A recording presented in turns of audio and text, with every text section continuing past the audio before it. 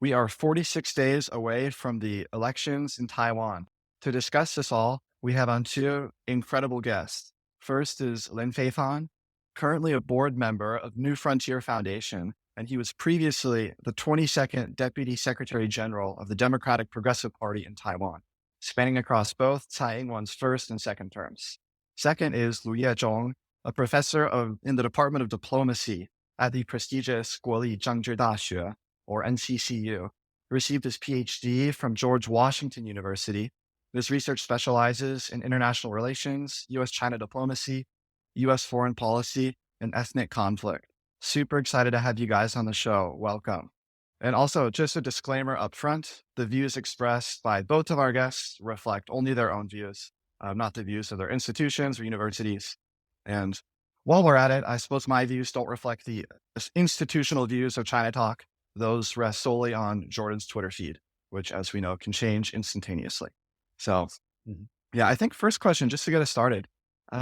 This has been a totally wild election season thus far. To get us all up to speed, officially, it's a three-way race. For the DPP, we have current Vice President Lai Ching-te, and he's selected Xiao Mei-qin as the vice president. And she has been, so to speak, the de facto ambassador of Taiwan to the U.S. and very effective in D.C. And then on the pan-blue side of things, so to speak, we have two parties. We have the KMT, Kuomintang. The candidate there is Hou You-yi. He's nominated Zhao Shaokang, who is even more pro-unification than the average KMT voter. And then we have a third party, the Taiwan People's Party, or TPP. The candidate there is Ko Wen-je, and he selected Cynthia Wu Xinying as vice president. If I understand correctly, she's a current legislative yuan member for the TPP. So that's our setup right now. Also, I'm sure we'll discuss this. There were lots of negotiations between the KMT and the TPP about joining their tickets. And also, we had this weird spat with Guo Taiming, or Terry Go, founder of Foxconn. He flirted with the idea of running for president, and now, at the last moment, backed out altogether. First question, I'll go to Lin Fei-fan first. If you're a DPP politician or a typical pan-green voter who wants someone like Lai Ching-te to win, how are you feeling right now?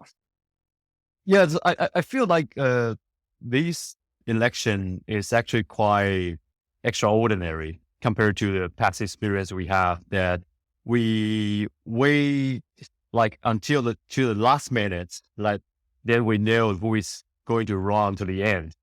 That's quite unusual, I have to say, that, well, the DPP candidate, William Lai, has officially nominated very earlier this year.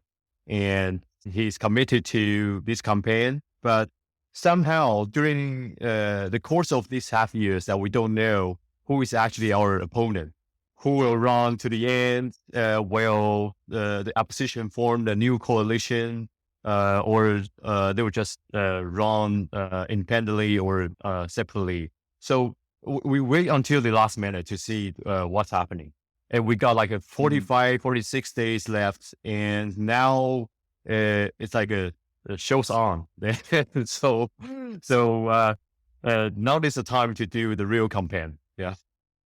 Something I wanted to ask you about, we saw from August to September, the DPP's polling numbers dropped kind of dramatically from around the 40s into the 30s. And since then, Lai Ching-te's numbers have remained roughly in the 30s, which is, yeah, it's not a deal breaker because in Taiwan, you don't need a 50% majority to win the presidency. You just need to win above all the others. Do you think Lai Ching-te and the DPP or supporters, are they concerned about a victory, or do they feel like, given the split on the pan-blue side of things, are they feeling pretty comfortable?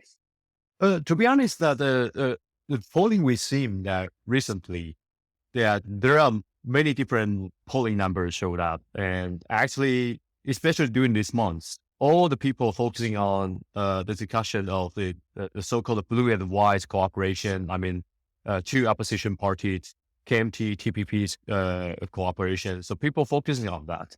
That is quite reasonable for us to see that, because the majority of people focusing on those issues. So the polling number shows up, and even the KMT supporters or TPP supporters, they will come out to express their attitude, political attitude, perhaps more than the DPP supporters. So I think that if we look at the polling right now, the VP line supporting rates is actually, it's quite steady. While there are many different organizations, they have different numbers, but from our own calculation or our own polling data shows that his supporting rate doesn't drop significantly. It's actually maintained in a very steady way. And it's around like a 30 something percent. And it's compared to the previous season, that's actually no big change.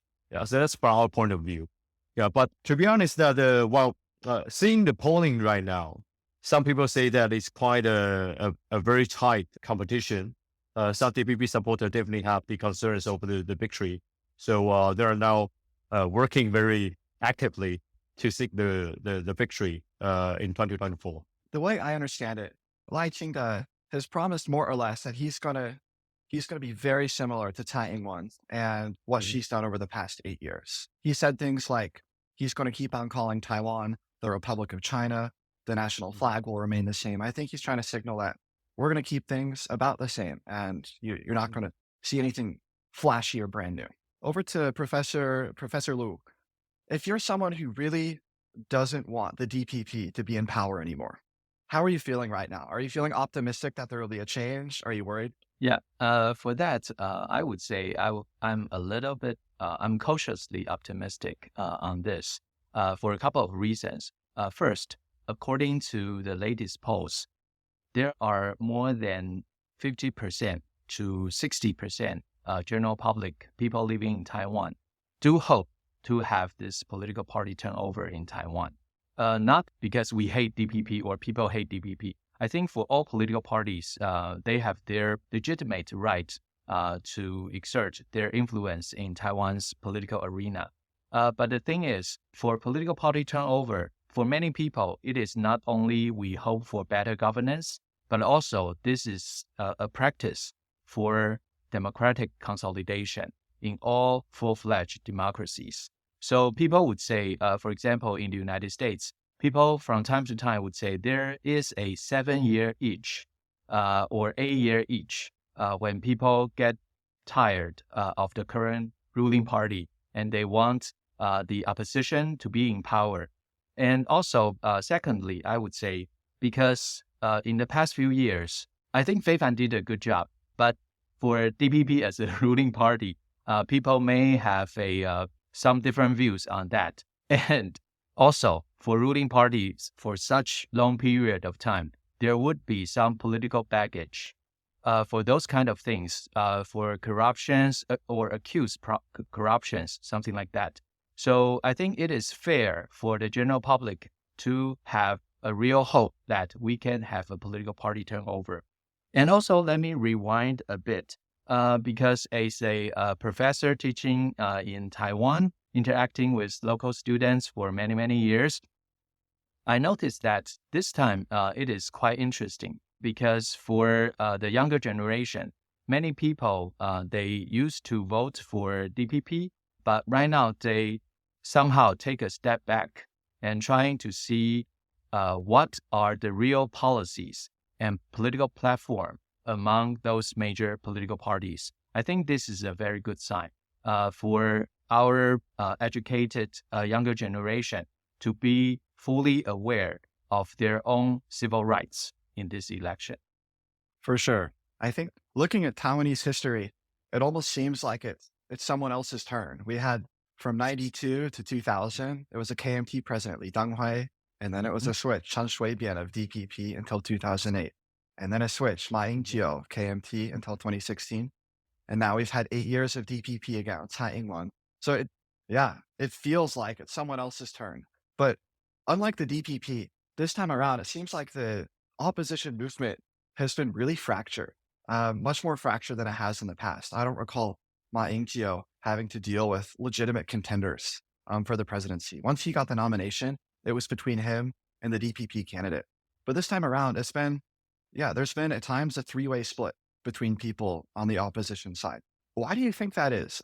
Why is it that the Pan Blue has had this fracturing and now we have an actual 2-way split? What do you think explains that?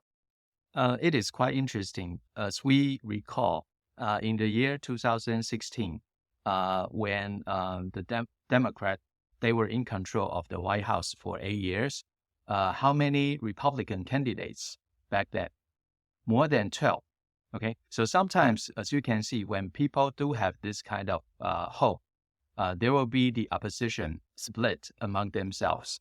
So this is natural in a political process. But of course, as Fei-fan just mentioned, this is quite extraordinary for Taiwanese to get used to.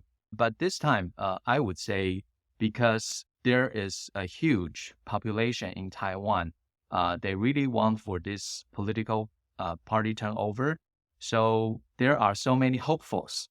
They think they can win this election, and they have their respective political power base. So they somehow get different degree in confidence, trying to run for presidency, and they all believe they can win.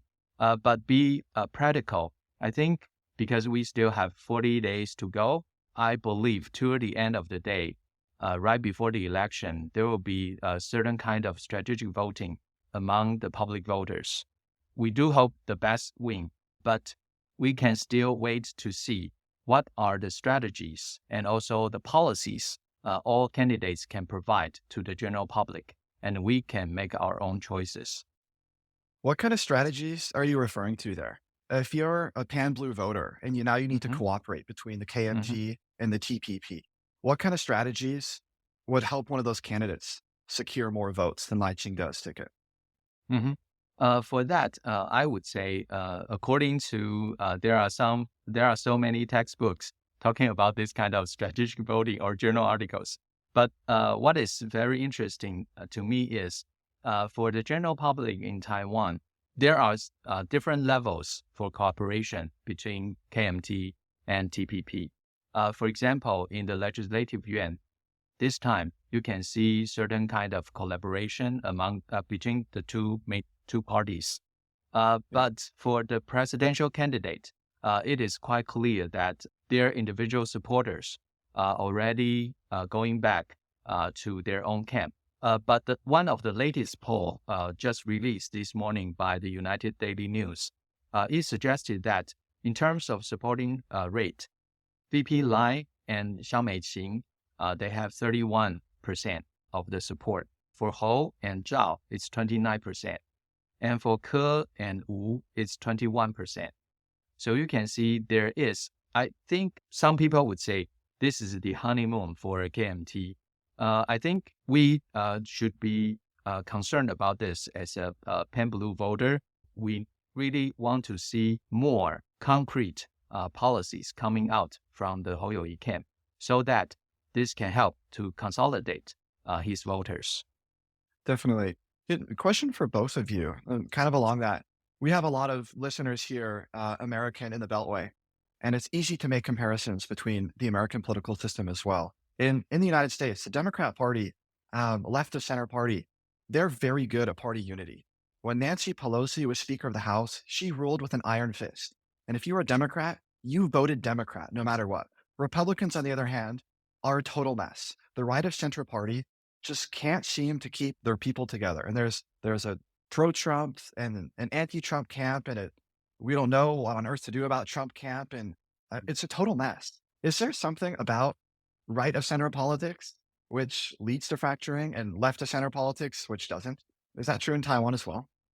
I think for the time being, I would suggest that because for the general public in Taiwan, people are not so sensitive to this kind of left to right ideology.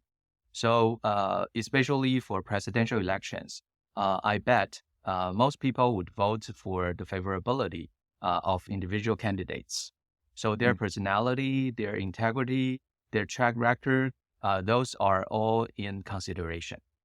Yeah, I think I agree with Dr. Lu that the U.S. system is quite different from, well, it's comparable, but somehow it's different from the experience we have in Taiwan. That at least in the past, I would say 10 years or 15 years, that DPP usually being seen as the party that has a stronger unity. But the KMT they lose the power in 2016. So after that, you see the gradual collapse of unities in the party, within the party.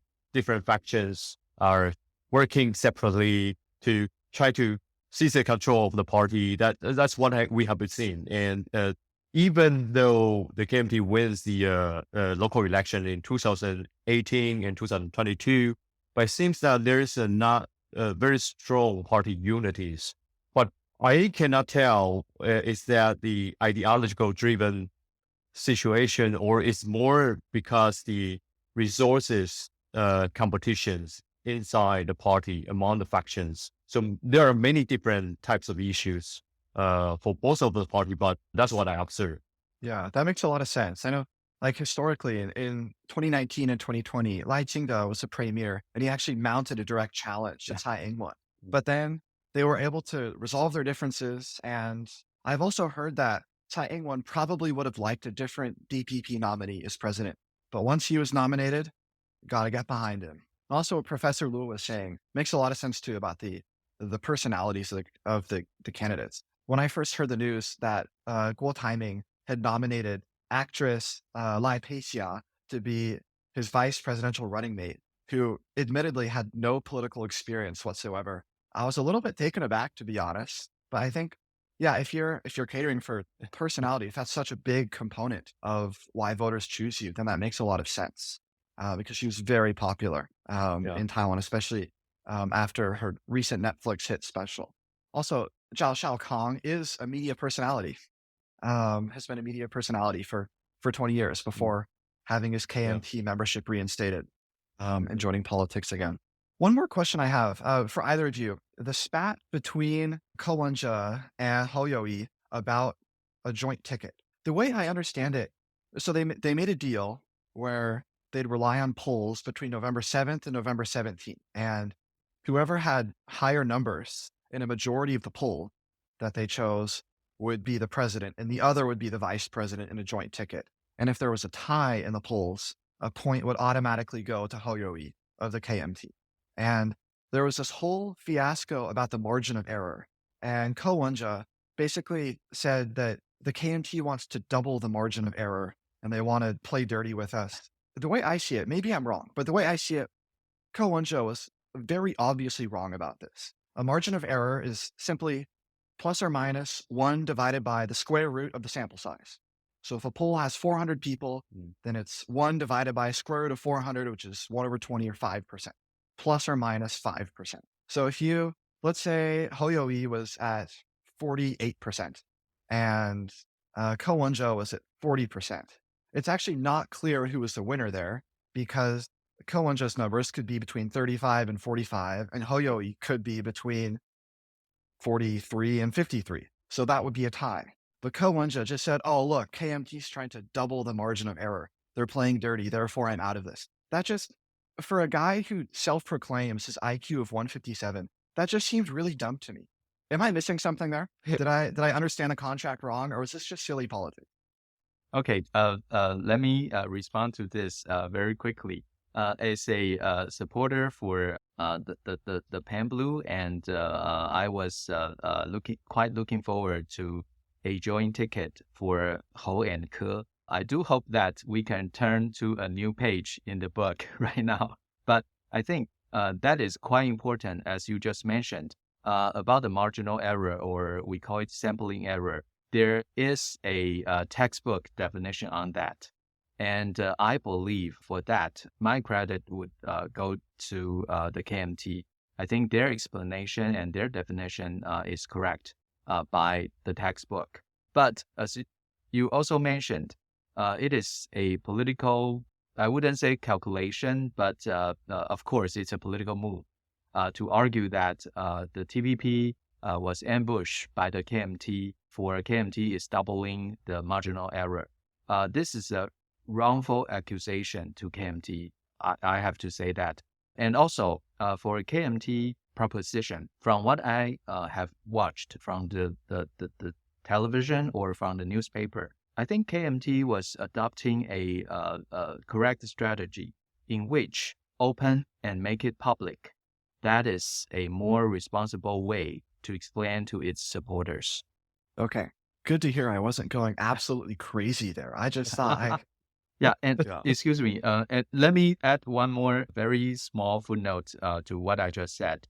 And for the sampling part, the TPP argued that if any survey or poll only conducted with landlines, those kind of survey or polls are not included.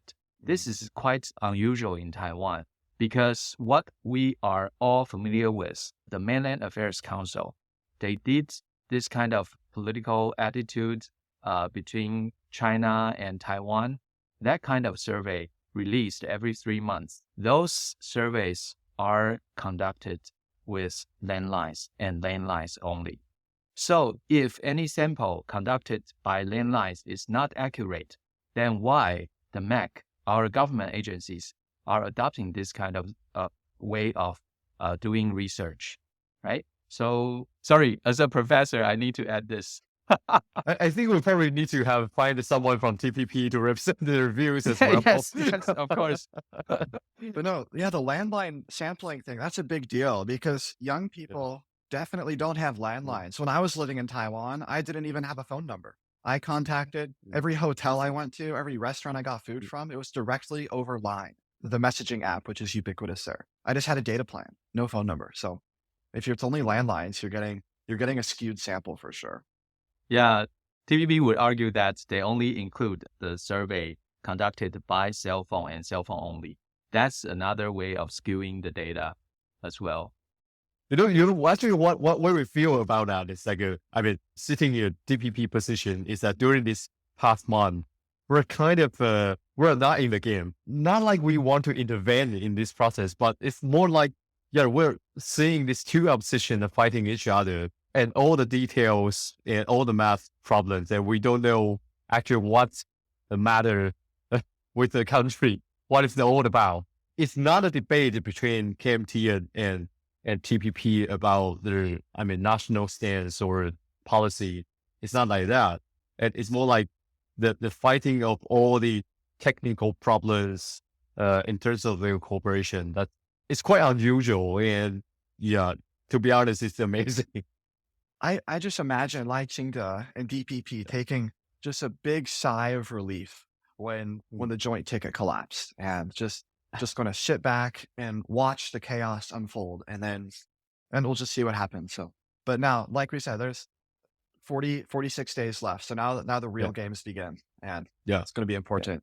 Yeah. We mentioned before, Professor Lu was talking about just happy that the Taiwanese voters have a renewed political consciousness and are really taking their civic duty seriously. So want to go there now and talk about the main issues on the party's platforms and what the candidates are saying, both related to China and not related to China at all. Let's do China first. Yeah, sort of abstract question first. I have a number of friends who are from mainland China who've never been to Taiwan. And if I were to ask them about Taiwan in general, odds are they would say something like, listen, unification is inevitable and it's the right course of action, not because of history or nationalism or some kind of legal argument, but because we're all part of the same family, 两岸一家人. So my question to both of you is, are you? Well, I can understand how Chinese people think about, their own identity and their relationship with Taiwanese. Like, I can understand how that form or formulate. As many of mainland Chinese people, they probably doesn't have the chance to come to visit Taiwan and to experience the similarity and differences between Taiwan and China. And they probably doesn't have the chance to understand how the Taiwanese identity is being formed. So I can understand how they think, because through their education, throughout their, especially those like government propaganda and all the national educations, you can actually understand that. But from our point of view, we also have been through the process of the national education that teaching our parents' generation that they should identify themselves as purely Chinese, not with a different identity. But I think it is the democracy that changed the whole understanding of ourselves. It's a democratic process that helps us to form the new identity. especially after the ease of the martial law in late 80s. And during 90s, we have the whole experience of the democratization. And that process helped people to understand that, yes, I'm the citizen. I am citizen living in Taiwan. I can have a choice. I can vote on our parliamentary leaders. We can vote on our presidency directly. So that helps us to identify ourselves from a new angle, totally different from the previous identity. So I think that's democracy helps us to recognize ourselves as Taiwanese. So I think that differences it's not just the identity differences, but it's also the regime differences between Taiwan and China that put us on a totally different ways of living. Professor Lu, yeah, what would a pan-blue person say in response to this question? 两岸一家人, are we part of the same family on both sides of the strait?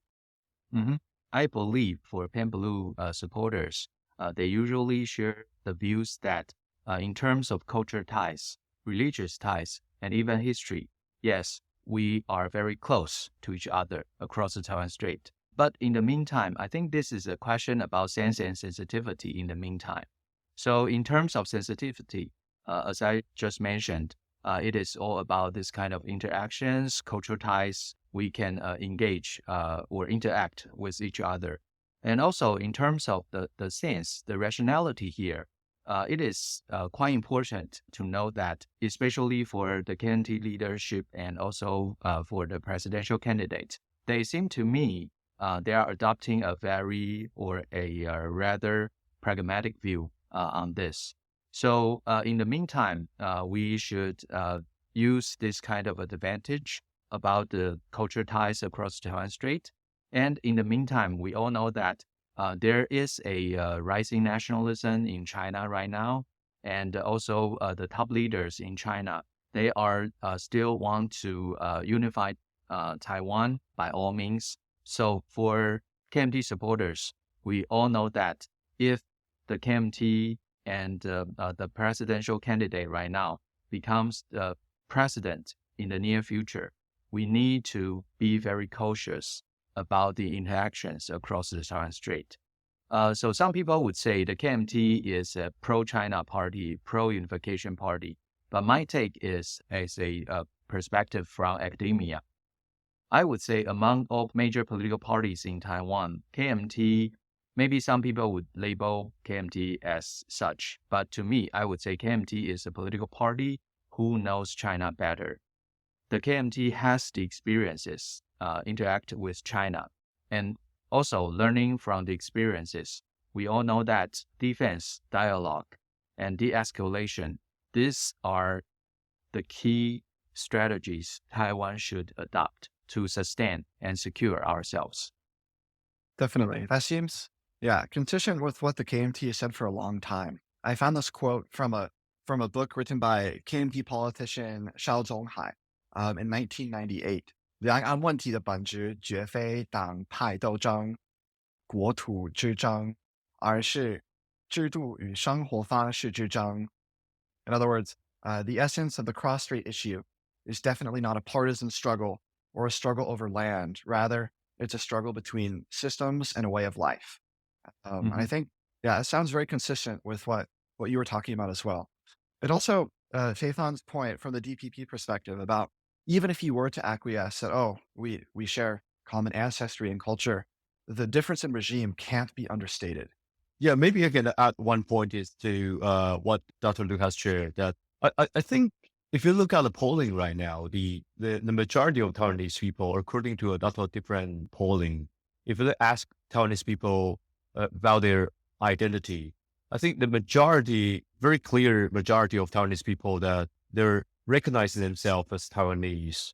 But if you look at the polling that you ask people, would you recognize yourself as Chinese? At least according to the latest polling from Academic Syndicat, one of the polling from Academic Syndicat is that there are only 2.3% of people in Taiwan that recognize themselves purely Chinese. So that number is quite, to be honest, for Beijing or for CCP is quite striking. Like not so many people already recognize themselves as purely Chinese. But if you ask them, will you recognize yourself as both Taiwanese and Chinese? Some data shows like that there's 20-something% of Taiwanese people recognize themselves like as both Taiwanese and Chinese. But that's based on the cultural similarities or because of ancestries. So to be honest, from our point of view, the shared culture between Taiwan and China, it's not a basic criteria for the two countries to think about their common future. It should be more discussion about not just the identity, but about the way of life, and also, the political system you believe in. I think that's a major differences. But in terms of the policies to China, I would say I'm pretty respect that what Dr. Lu has shared, that the KMT has their own so-called 3D policy, like defense, dialogue, and de-escalation. But to be honest, that in the past couple of years, we have been seeing that our defense efforts of the DPP administration have somehow been faced the challenges by KMT, and even some like weapons purchase or indigenous weapon system developments also being questioned by the KMT, and somehow our strategies, like asymmetric strategy, also being criticized by some KMTers.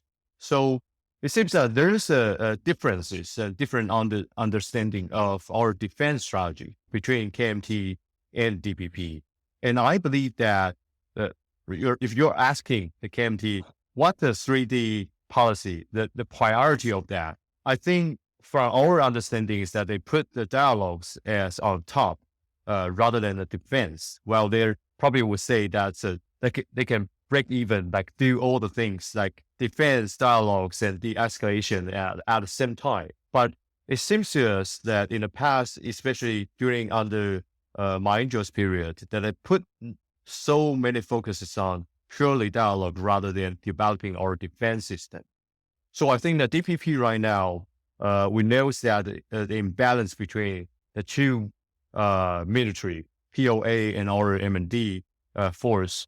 So we know that what's at stake. We need to put more focuses on our defense development rather than purely focusing on dialogue. Yeah, I think Fei-fan explained their position very well.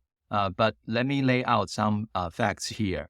We all know that for the KMT, because in the past almost 8 years, KMT is the opposition. So in Congress, the opposition has the duty to watch over the budget, all budget, not only defense budget, but how to make it explainable and easy to understand to the general public. I believe KMT, of course, there's always room for improvement. But let me just mention one thing. We all know about Taiwan's success in having our indigenous submarine. So what was the administration who initiated this plan? That was Ma Ying-jeou. Okay, so as you can see, and especially for the 3D strategy, the KMT already put defense as the first. That's what I was reading from their articles. And also, they said that for asymmetric warfare, that is quite important. And especially not only the items, but also the concept itself. We need to coordinate with our partners, especially the United States, on what are the real items we really need. So we need a lengthy and a very important in-depth coordination on those issues.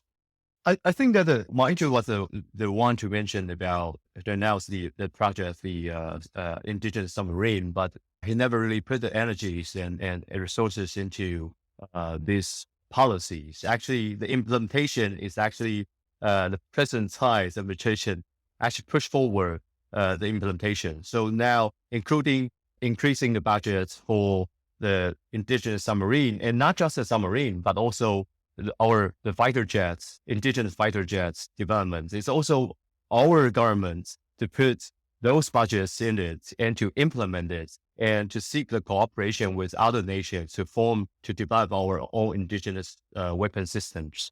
And not just that, one crucial issues even nowadays become one of the main debates for this presidential election is that people's attitudes and different political parties' attitudes toward military reform, like conscription. That's one issue, key issues that have been recognized as a way to show the Taiwan's determinations in defending ourselves, right?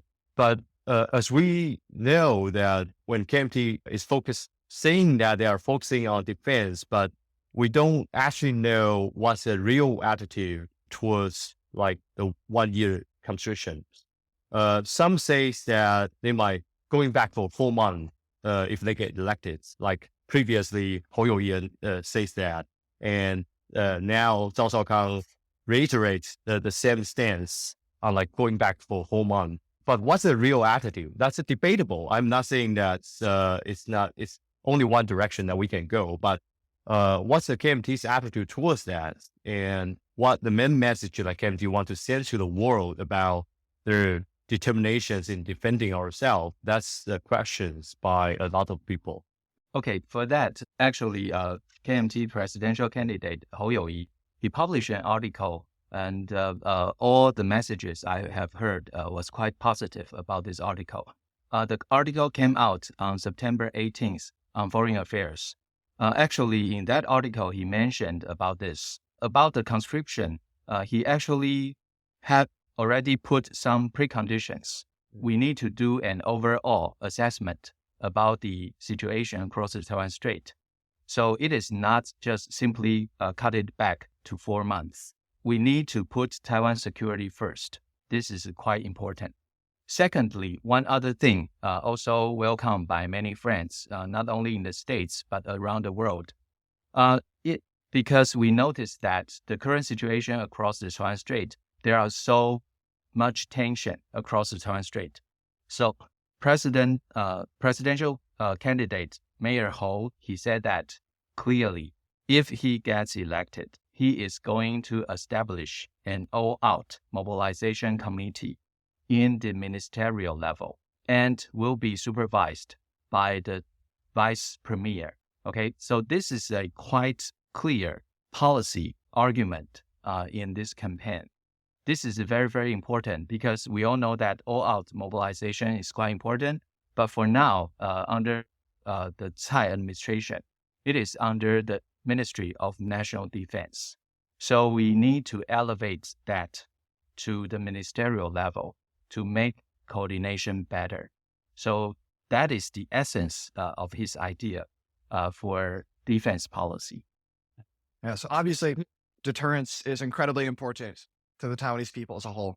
I also think it's probably indisputable that the CCP absolutely despises Lai Ching-te and Xiao Mei-qin of the DPP. Xiao Mei-qin, for her part, has been sanctioned twice as on the Taidu Wangu Fanzi list, so the Taiwan Independence die-hard separatist list. And for Lu Yeh-chung's part of the KMT, he's rejected the one country, two systems unification proposal. He's by no means the dream candidate of the CCP either. And I guess my question here, why is it the case that the CCP has better relations with the KMT, so much better relations with the KMT, even though, in theory, the DPP would be perfectly willing to accept communist rule of the mainland? And it's the KMT which wants to unify and install their governments in mainland China. And like Lu Yeh-chung's vice presidential nominee, Zhao Shaokang, he supports unification, very strong unification supporter, but not with the People's Republic of China. He's pretty clear about that. Yeah, that's always been an interesting paradox to me. What do we learn about the CCP from the fact that they treat the DPP with so much hostility, even though if you were just to read the party platforms, it's the KMT which would seek to be an opposition party to the CCP. Yeah, let me explain about the VP candidate Zhao Shaokang's position on this. My reading, of course, I didn't have any chance to interact with him in person, but my observation is people tend to see him as a pro-unification politician in Taiwan. Part of the reason is he was one of the founders used to be a very important political party in Taiwan. It's called New Party, as our host mentioned earlier. New Party was actually established in the year 1993. Fei-fan was too young to remember this, but I remember. Yeah, back then, New Party was quite powerful, especially in the Taipei City mayoral election in 1994. And New Party, part of its political party platform is for unification.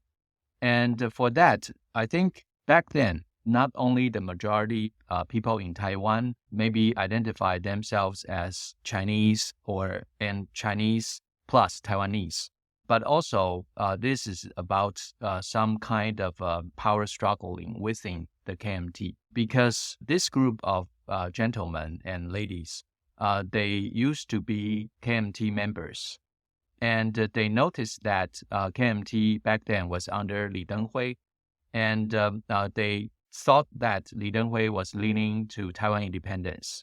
So they are using this as their leverage, as a political proposition to garner the support from the general public. So by saying pro-unification, this is one of the strategies they adopted vis-a-vis the KMT back then, under Li Denghui back then. So for now, I would say my observation is Mr. Zhao seems to be also very pragmatic to me, because he mentioned for many, many times he didn't go for unification with the CCP because it's a communist regime. But from the Beijing's perspective, of course, just as our host mentioned, maybe this is a tough call for Beijing, which candidates Beijing prefers. But I think no matter what, the decision is going to be made by Taiwanese people. So Beijing should definitely respect this. And for now, I would say Xi Jinping has already has a full plate, so many things to do. So I don't think it is wise to put the Taiwan issue as the first priority to Xi Jinping right now. So from KMT's perspective, I would argue how to maintain the status quo. That is the most key issue to all candidates in Taiwan. And for the KMT, of course, they had the experiences interacting with China. So maybe there will be a better chance for them to cool down the situation by having and resume the dialogue across the Taiwan Strait. But as we have debated, deterrence is still quite important to Taiwan. Yeah, I can add a couple of points. I think that's why people think that KMT is more preferable for the CCP.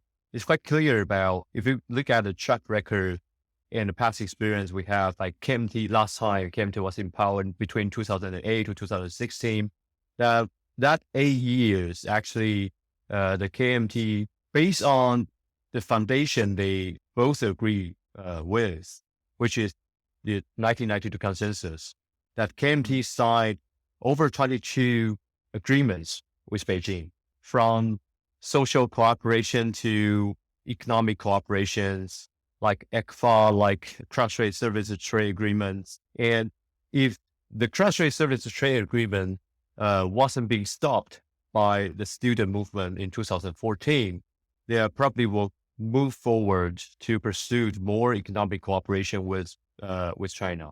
So I think that 8 years, to be honest, it's quite clear that we opened the door for the Chinese investors, the Chinese in China and Taiwan exchange. And even nowadays, I think people are still arguing that that leaves a lot of space for Chinese to infiltrate into Taiwan's society in different levels, from school to religious sectors to community sectors. And without the whole national security thinking to protecting our own national security, that's quite concerning for a lot of people. So I think that's for Beijing's point of view. While that 8 years definitely is a honeymoon between Taiwan and China that they signed a lot of agreements, and if they succeed, they will push forward again and again to seek more cooperation or integrate Taiwan into the Chinese orbit. That's why we are worried. So I think that look at the history, you will find that KMT is more preferred over Beijing for these reasons, because they're more tolerant or more willing to sign agreements or to accept the terms set by Beijing. That's the KMT's performance in the past 8 years. But why they think DPP is not, the favorable political parties in Taiwan, I think it's quite clear as well that we choose to strengthen our cooperation with the United States, with our allies like in Japan or other regional countries, and also even countries in Europe. And we are seeking more like-minded country, as we say, like-minded country, which means that the democratic partners in the world. That's our direction. We try to move from the previous track, like purely putting Taiwan into Chinese orbit, to a direction that strengthening our cooperation with the democratic allies. That's our, I think that's our choice. But why we made this choice, what we cannot do, do the balance, play in a neutral way. I think that's quite clear that the whole strategic environment around Taiwan has been changed. Especially it's changed by Xi Jinping's ambition.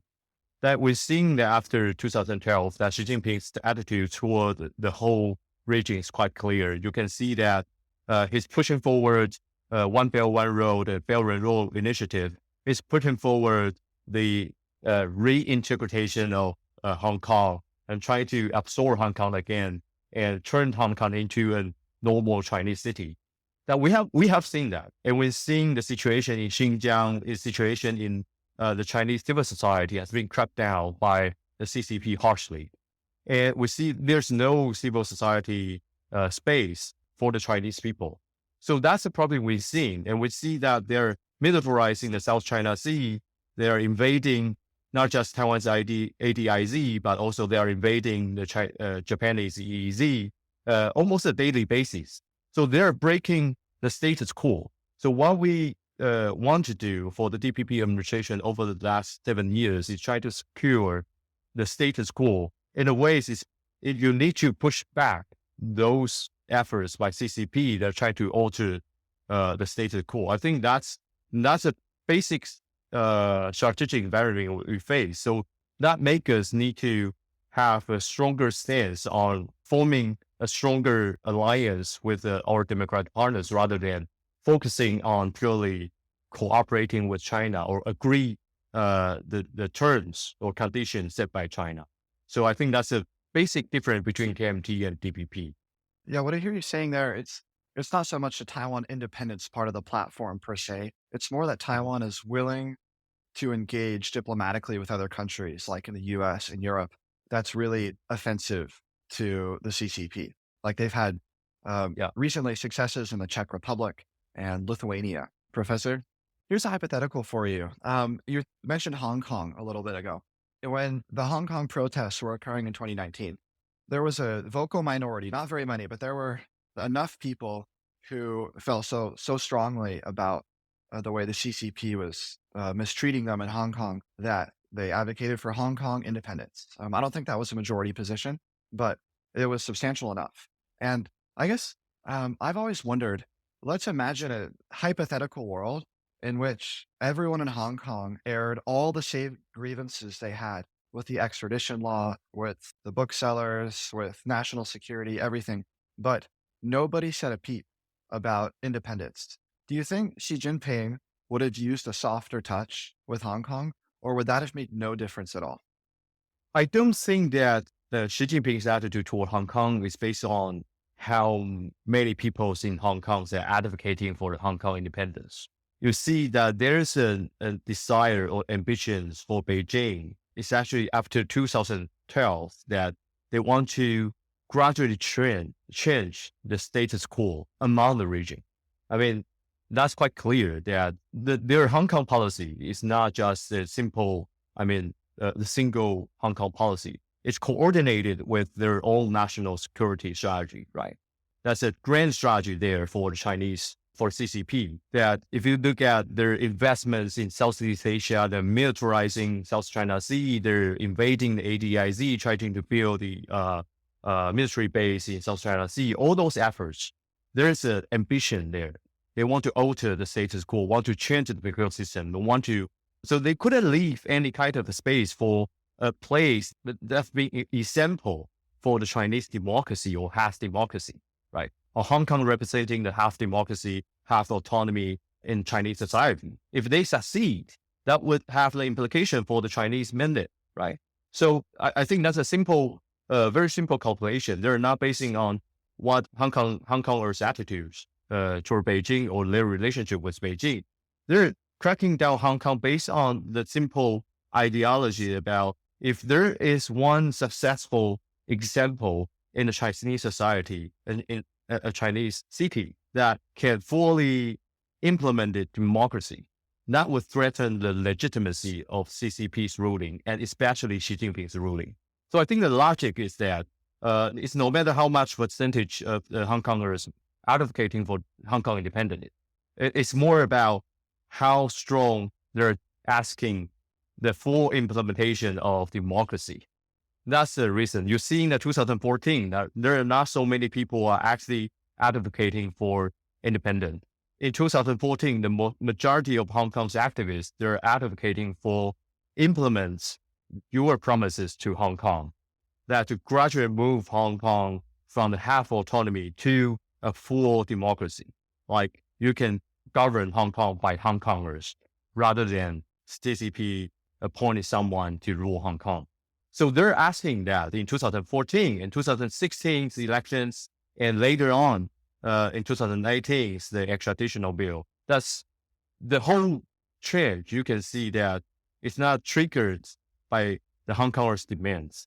It's actually the Chinese reactions on their request for implementation of democracy. Let me respond to Fei-fan's comments, earlier comment first.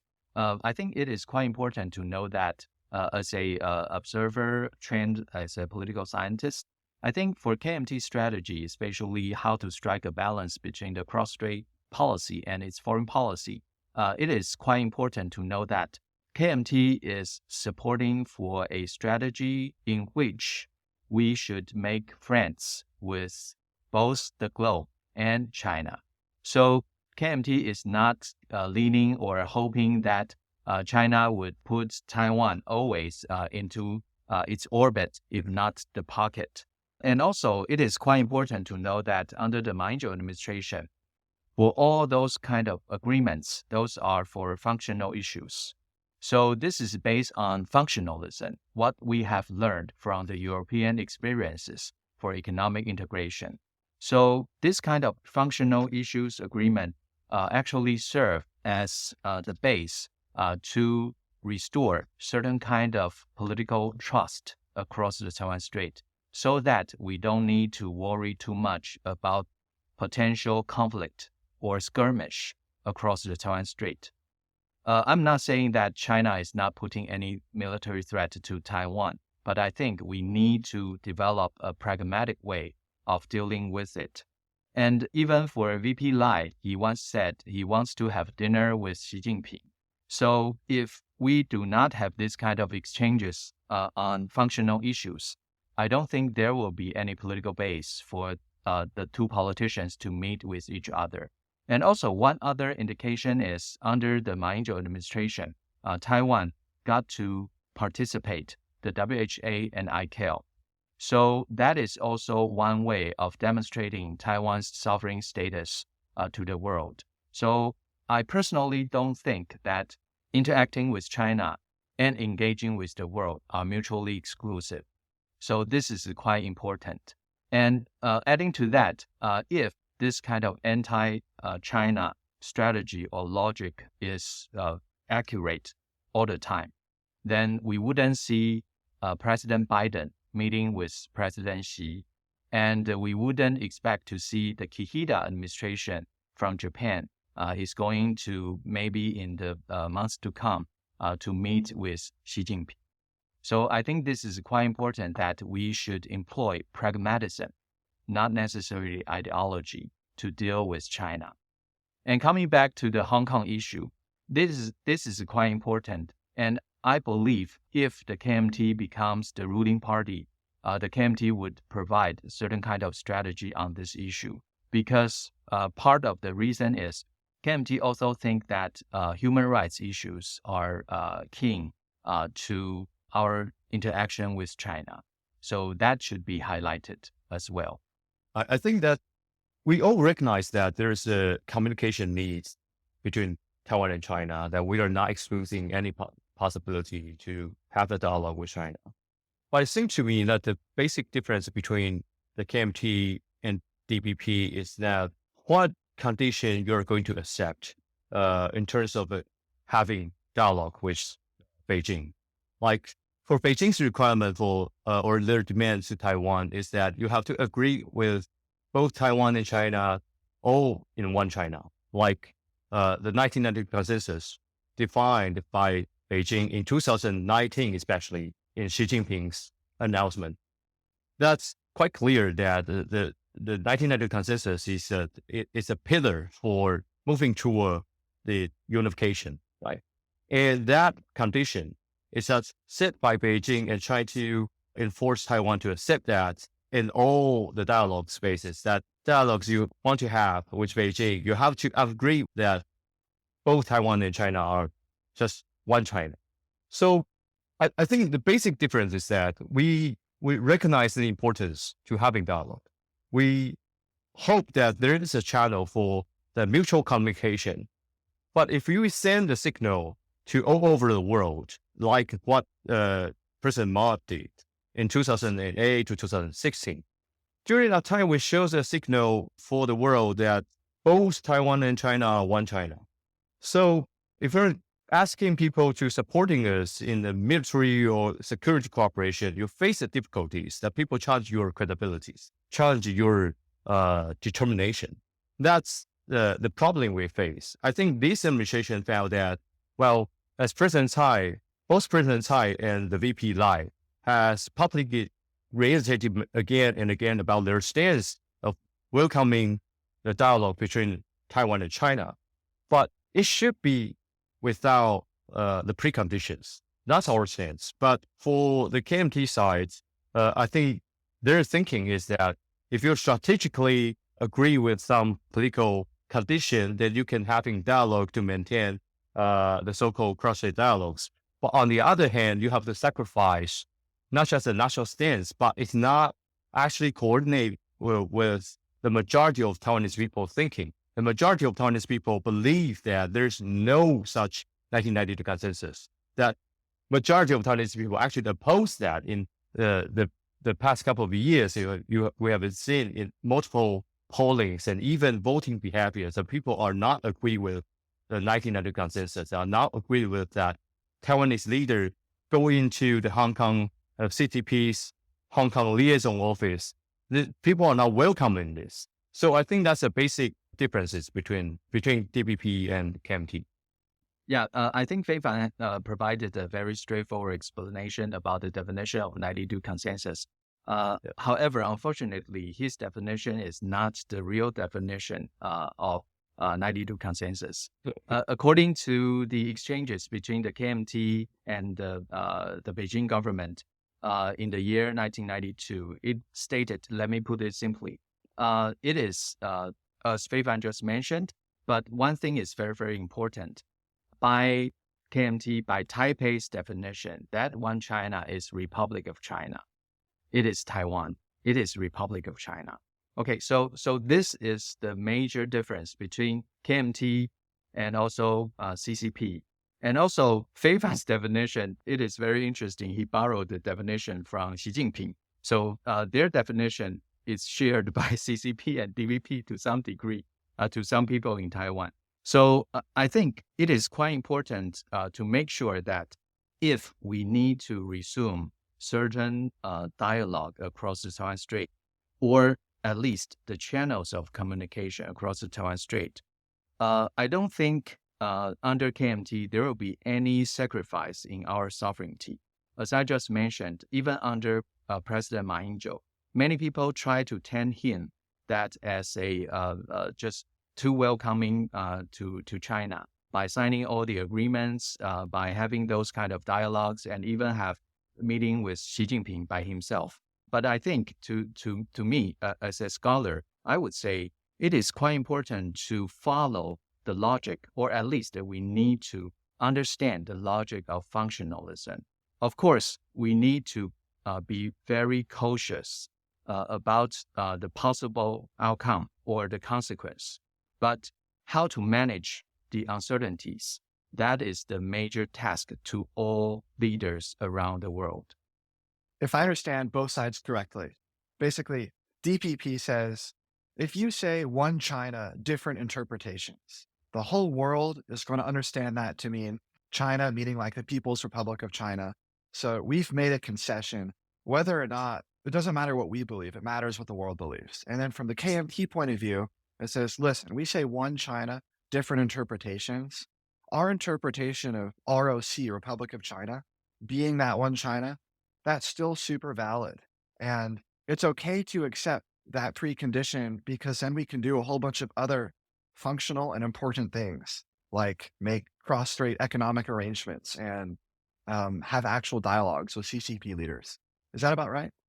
Let me add one thing, because even for KMT leaders for now, we know that the idea or the term 92 consensus is somehow tainted. So for the presidential candidate of KMT right now, he strongly suggested that even we have this kind of 92 consensus, it is definitely need to be in accordance with Republic of China's constitution. So this is quite important. And for that, actually, if I can go deeper, it seems to me the KMT right now admits to the reality that in terms of sovereignty and jurisdiction, there is a difference. So we are not recognizing each other's sovereignty because we think, or the KMT, there will be some group of people think that still we represent China. But in terms of jurisdiction, there is no mutual denial on this. So in terms of issuing passport, we have our authority, of course. So that's the reality. So how to deal with the current cross-strait relations? Of course, I believe for all political leaders in Taiwan, we have a long way to go. But how to forge certain kind of consensus based on the facts, that is the most important thing. I think that I want to add one more point about the differences between KMT and DPP on this issue is that how we've seen the differences. I mean, the issue, not just about Taiwan and China, but the security of Taiwan Strait. What should we see in this issue? I think that's one major difference, as I heard what Dr. Lu said. It's more like about if you're agreeing with one China, that the Taiwan's issue with China would be put simply as Chinese internal affairs. But it seems like if you are agreeing with the one China, I mean, that would send a signal to the world that the issues related to Taiwan or issues related to Taiwan and China should just simply be solved by Chinese on both sides, or what you want to describe, like just purely Taiwan or China. But from our point of view, it's quite different, that we believe that the issues of Taiwan Strait should be an international affairs. It's not just purely between Taiwan and China. It shouldn't be like a Chinese internal affairs. So I think based on this thinking, that if you want to put it more logically, that if you have set the political condition there for one China, then you cannot just simply say, yes, we agree on this, the dialogues on one China, but we didn't agree with other issues on different conditions, right? It's not logical. Your legal claims should be coherent, but if you're abandoning your legal stance, you agree with one China, but on the other hand, you want to say that in other fields, we want to leave it open, and they become the international affairs. How that can be logical in terms of our relations? So from our position, it's quite clear that we believe that the ROC Taiwan is a sovereign country, that ROC Taiwan is a sovereign country, which means that the ROC and PRC should not subordinate it to each other. So the issue related to Taiwan and China, or the issues of Taiwan Strait, the peace and stability across Taiwan Strait, should be the international affairs rather than just purely a Chinese internal affairs. I think that's the logic behind it. Yeah. I think for all KMT politicians, none of them, at least I have never heard that any one of them suggested that the cross-strait relations or Taiwan's relations with mainland China is internal affair. I don't think so. So it is quite important to know that. Again, I think Fei-fan did a good job by pointing out that the DPP's position is so straightforward. But we all know that in reality, nothing would be that simple or straightforward. So it is quite important. We need to interact across the Taiwan Strait with our counterparts to understand what they are thinking about the future of the cross-strait relations, the relations with the rest of the world. Those are the key tasks for the KMT if the KMT is to win the upcoming presidential election. But also in the meantime, the KMT doesn't say that it is not important to coalesce with our friends around the world. Actually, KMT also suggested that we should collaborate with like-minded countries, like-minded democracies around the world, not only for security, but also for Taiwan's economic prosperity. So that is quite important. So to me, I would not say that there is a huge difference about Taiwan's security between KMT and DPP, but how to achieve that goal, that makes the difference between the two major parties.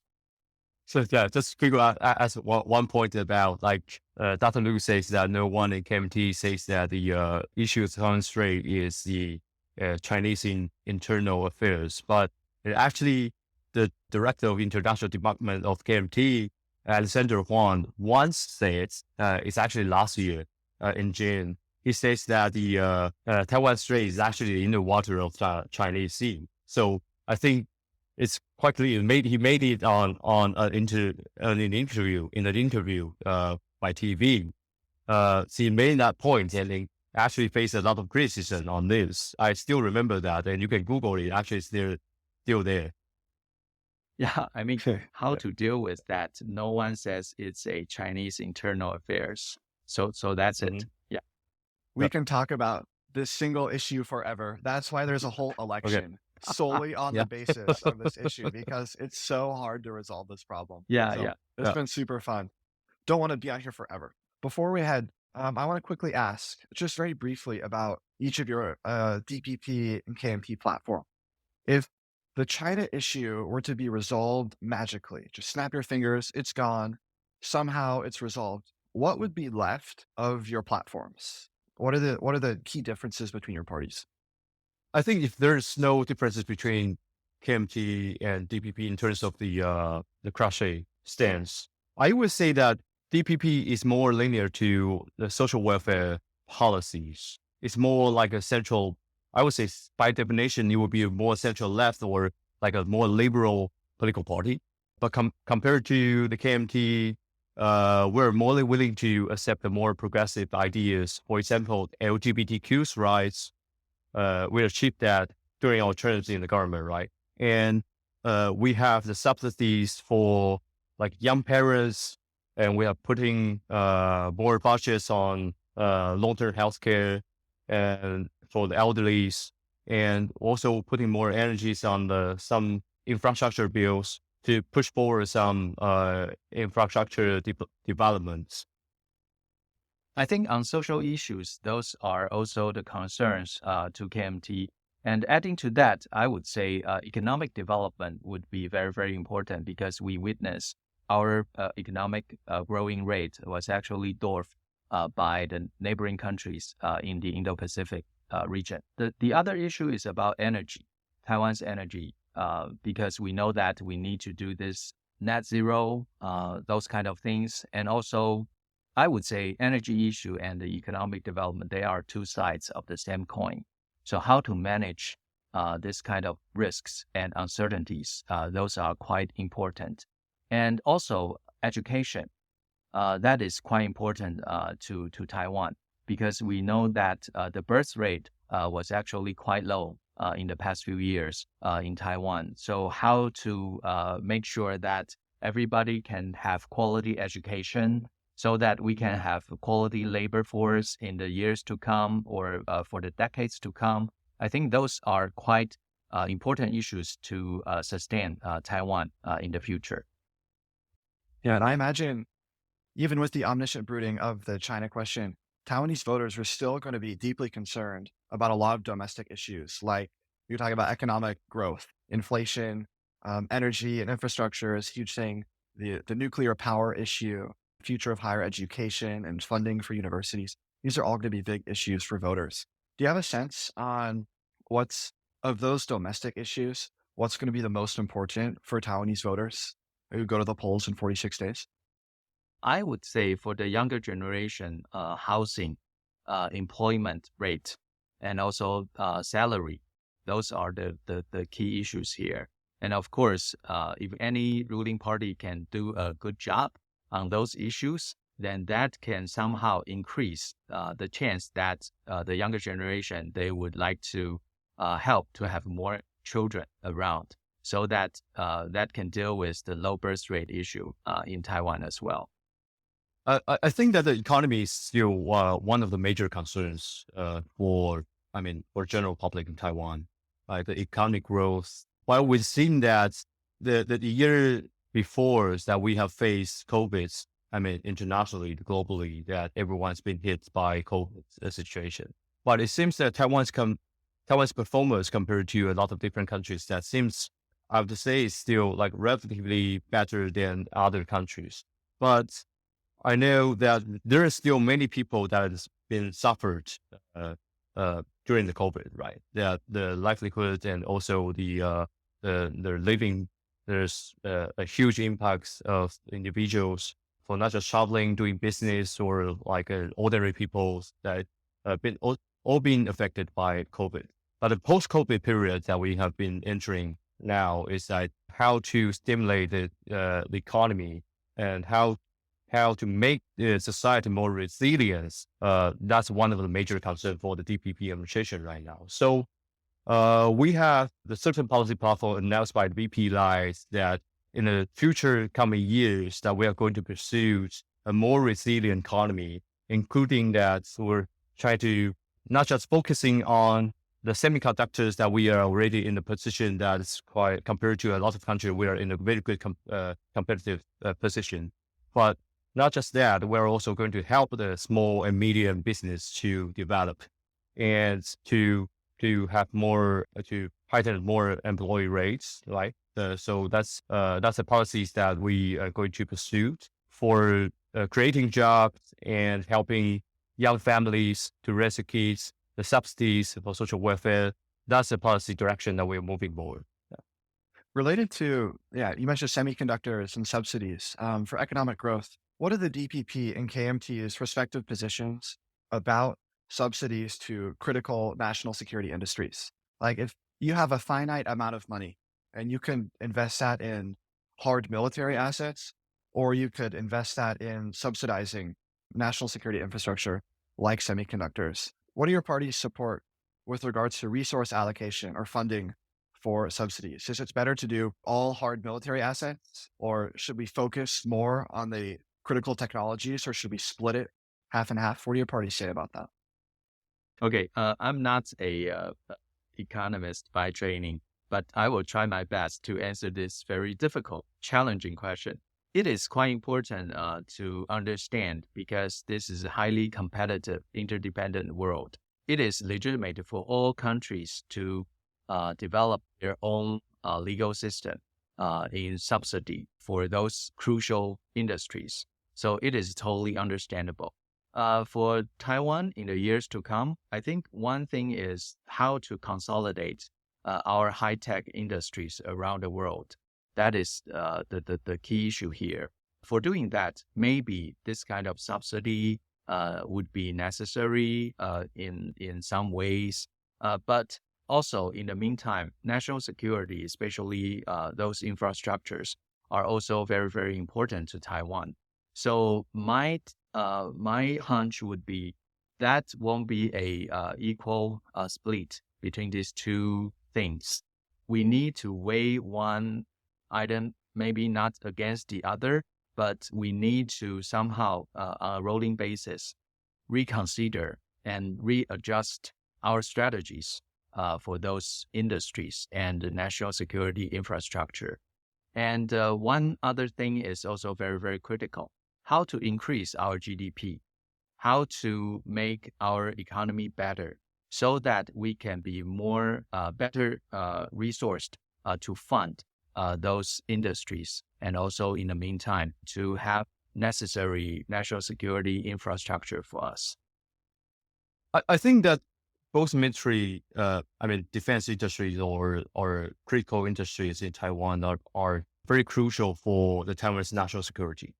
For those critical industries, especially semiconductor industry, it's actually a pillar for the Taiwan's growth, not just the economic growth, but also it's a core of the national security strategy right now to maintain our advantages in this process, to keep the economy resilient also, but not just our economy, but also for our national security, because a lot of semiconductor products, those chips actually, no matter is mature node or is advanced node, those products are somehow being implemented to be used in some different area. For example, the advanced node is being used by CCP in AI process, like products, all those things. But the mature node, we have been trying to maintain, but China is now competing with us, trying to put more subsidies and to help the development of the mature node process.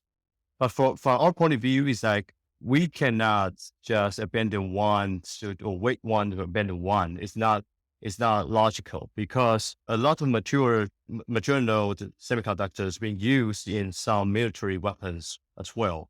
So if the whole market has been somehow dominated by Chinese-made mature node, that would jeopardize our national security as well, and not just us, but also the United States. That's the reason why the U.S. seek to the export controls on these on semiconductor products. So I think from our side, we need to cooperate with the U.S. side on certain export control policies, but we also have our own, right? And we also just passed the Taiwan Semiconductor our Chip Act, just been passed a couple months ago. We have the policy implemented, but in the future, I think that we also need to put more energies and or resources on the mature node and also advanced node to prevent this market being dominated by Chinese. But on the other hand, on military developments, investments still also very important. Now, I think the only answer we have is that we need to raise the budget and somehow increasing the budget to help to boost these two areas, not just one, but these two, we need to do more on this. So we need more money. Yeah, Sure. indeed. Yes. Yeah, indeed. I love that. Professor Lu has to teach a class in literally 10 minutes. So I think we'll have to end it there, unfortunately. We'll need a separate podcast episode about Taiwan's CHIPS Act. This has been way too much fun for me. Thank you both so much for coming on the show. Thank you. Thank you.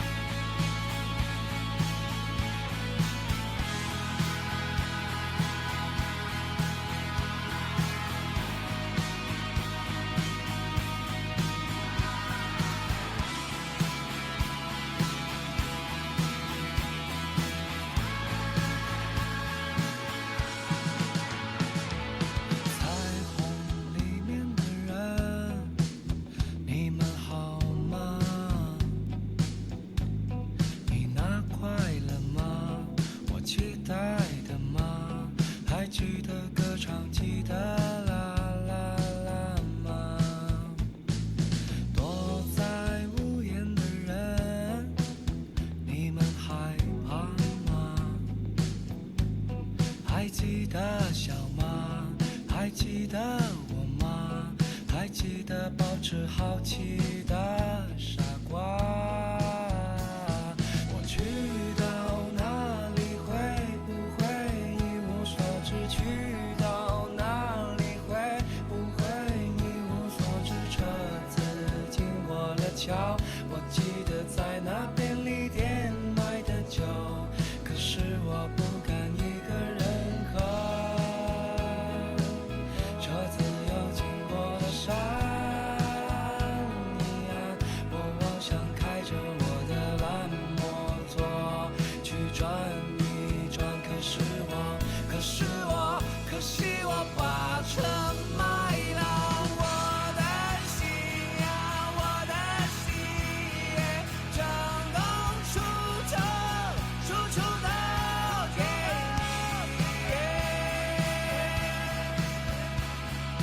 充好的鲜花，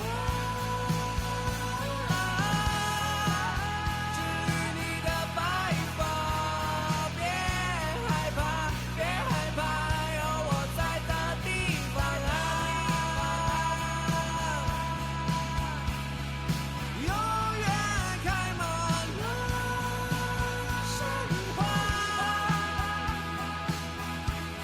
至于你的白发，别害怕，永远开满了鲜花。至于你的白发，永远开满，永远开满，永远开满。